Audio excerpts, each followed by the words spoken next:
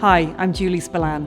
So I grew up in a large family. There were 6 kids and I was the youngest. It's very evenly balanced, 3 boys, 3 girls, and my 2 older siblings just ahead of me who were 5 years and 6 years older than me, both boys. So I guess a lot of my time I spent surrounded by a couple of different boys. Education was a big family value in my house as I was growing up. And both of my parents went to college, which was quite unusual in the 40s and 50s. Both also studied science, so I've grown up a lot with science going on in the house. I never saw any differing expectations between the boys and the girls in our family as I was growing up, so it all became, very, very neutral across the family. My mother gave up work when she got married, as people did in those days. I think it's probably something that was always hankering in the back of her mind. So she did set up her own business a little bit later.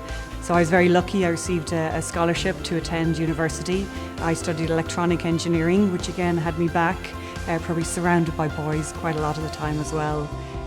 So even now, my father is nearly 90, and we would tend to have robust debates about education, about me doing further education, and about my career. So I've really grown up with this expectation of education and career all around me.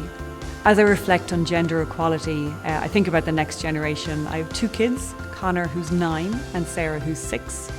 Both my husband Richard and I work, so the kids see that we share career and family very equally, so that's normal for them to see that every single day.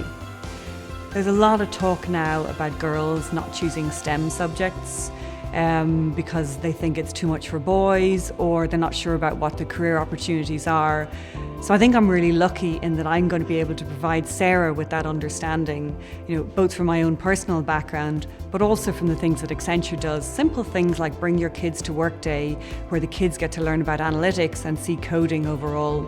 So when I think about what I can do for Sarah, I think it's most important for me to make sure that she understands the opportunities that are available to her and she's fully educated on them, but it's up to her to make the decisions for herself. For Connor, I think it's really important for us to also help him to understand the options available to him. And those options may be, actually in a future family unit, actually supporting a partner to work as well. I think the best I can do for both of my kids is to level the playing field, both of opportunity and of expectation, for them both equally.